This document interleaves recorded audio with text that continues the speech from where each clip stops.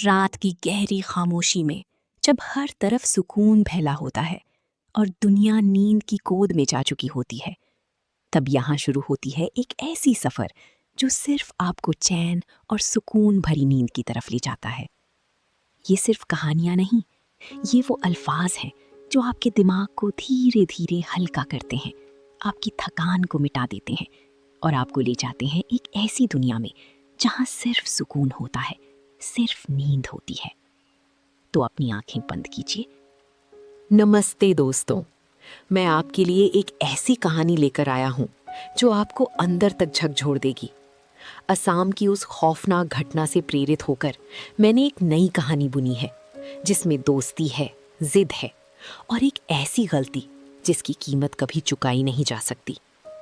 दोस्तों, कॉलेज के दिन भी क्या दिन होते हैं ना, मस्ती, बेफिक्री और वो ये सोचना कि हम तो अमर हैं, हमें कुछ नहीं हो सकता। ये कहानी है 4 दोस्तों की, कबीर, राहुल, समीर और आर्यन। इनकी फाइनल एग्जाम्स खत्म हुए थे और जोश 7वें आसमान पर था।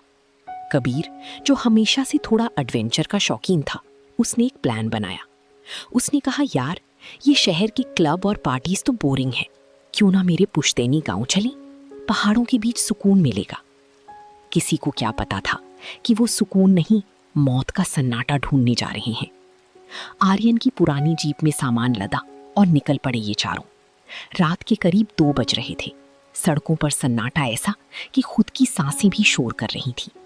अचानक जीप का इंजन गड़गड़ाया और बीच जंगल के रास्ते में गाड़ी ठप हो गई। राहुल ने झल्लाकर कहा, कबीर साले, तुमने तेल चेक किया था? कबीर हैरान था। उसने टैंक फुल कराया था, लेकिन मीटर, सुई बिल्कुल 0 पर थी। तभी आर्यन की नजर सड़क के किनारे बैठी एक आकृति पर पड़ी। एक बूढ़ी औरत जो फटी पुराने सफेद लिबास में थी और जमीन कुरेद रही थी। समीर ने आवाज दी, दादी, क्या आप ठीक हैं? वो औरत धीरे से मुड़ी। उसका चेहरा मानो बरसों पुरानी सूखी मिट्टी हो। उसने बस एक ही बात कही, जो पीछे छूट गया उसे देखने मत मुड़ना, और जो सामने खड़ा है उसे सवाल मत पूछना। और देखते ही देखते वो सन्नाटे में ओझल हो गई। सबके पसीने छूट गए थे। जैसे तैसे कबीर ने जीप में रखा एक्स्ट्रा कैन निकाला, पेट्रोल डाला और वहां से भागे। लेकिन कहानी यहाँ खत्म नहीं हुई दोस्तों। असली खेल तो गांव पहुंचकर शुरू होना था। गांव पहुंचते ही कबीर की जिद फिर जाग गई। उसे चौराहे वाली रस्म आजमानी थी।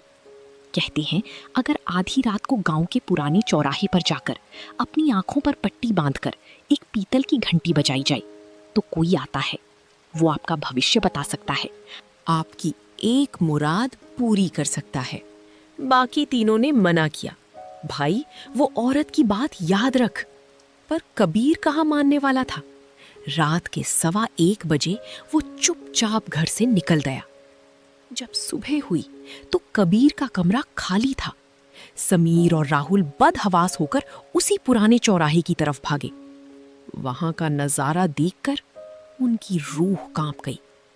चौराहे के बीचों बीच कबीर की घंटी पड़ी थी, जो पूरी तरह पिघल चुकी थी, और पास ही के एक पुराने बरगद के पेड़ पर कबीर की शर्ट का एक हिस्सा लटका था, जिस पर खून से लिखा था, मुराद पूरी हुई। कबीर कभी वापस नहीं मिला। लोग कहते हैं उसने अपना भविष्य जान लिया था, और शायद वो भविष्य इतना भयानक था कि उसे जीने से पहले ही अंधेरा उसे निकल गया। इसलिए दोस्तों, याद रखना, कुछ दरवाजे सिर्फ बंद रहने के लिए ही बने होते हैं। उन्हें खोलने की कोशिश कभी मत करना। दोस्तों, कबीर के गायब होने के अगले 2 दिन तक गांव में मातम जैसा सन्नाटा था। पुलिस ने छानबीन की, जंगल छाना, पर कबीर का कोई सुराग नहीं मिला।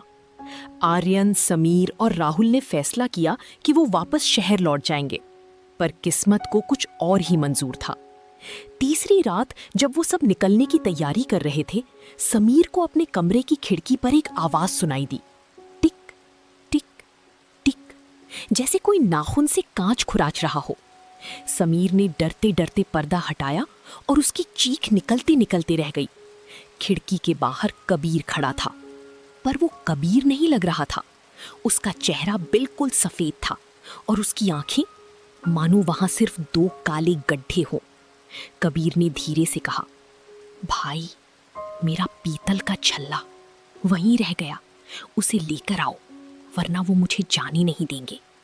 इससे पहले कि समीर कुछ पूछता, कबीर अंधेरे में ऐसे घुल गया जैसे कभी वहां था ही नहीं।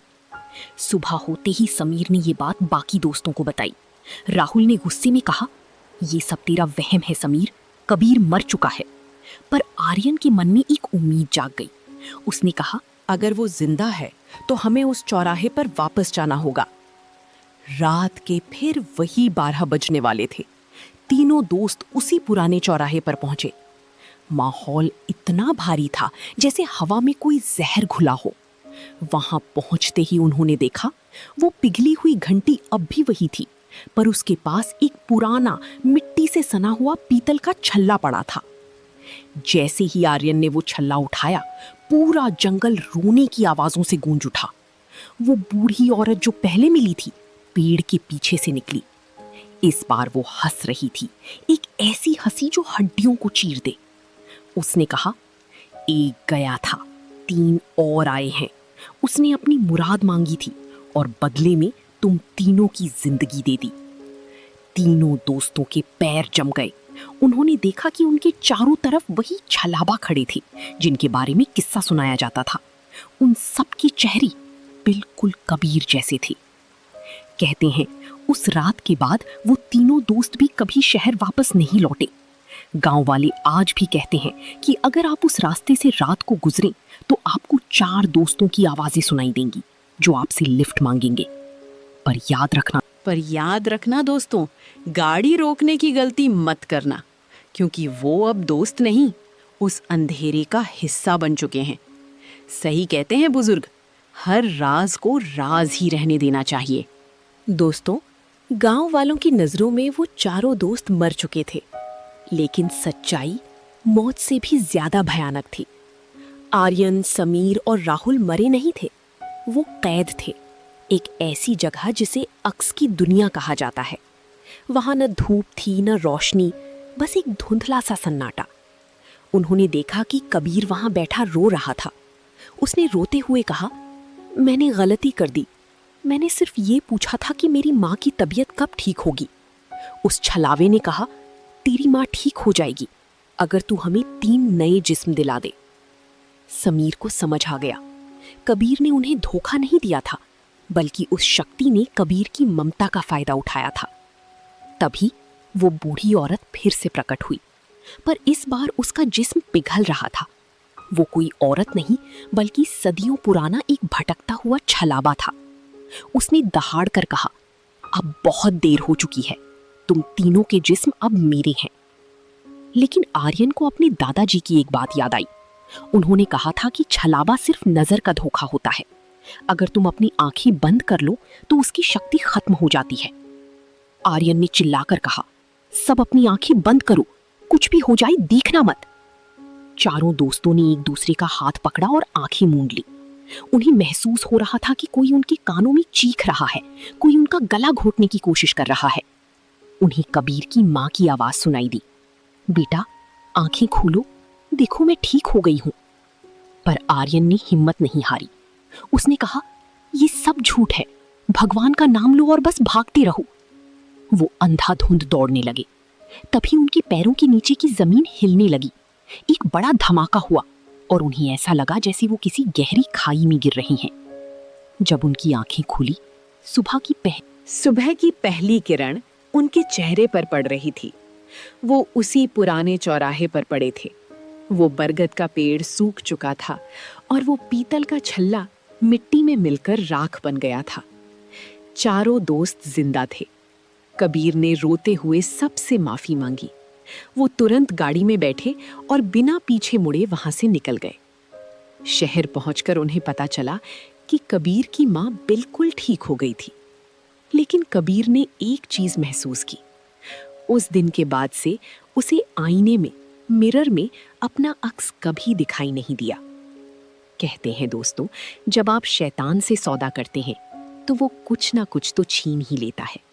माँ की जिंदगी तो मिल गई, पर कबीर की रूह हमेशा के लिए उस चौराहे पर ही रह गई। इसीलिए कहता हूँ, कभी कभी सवाल ना पूछना ही बेहतर होता है। अलविदा दोस्तों, सावधान रहें और अपनी दोस्ती पर हमेशा भरोसा रखें।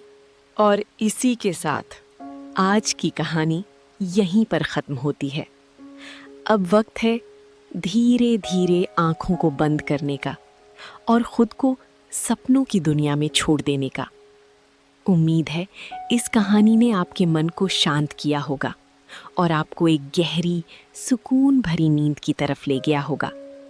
अगर आपको ये सफ़र पसंद आया हो तो W लाइफ को ज़रूर सब्सक्राइब करें।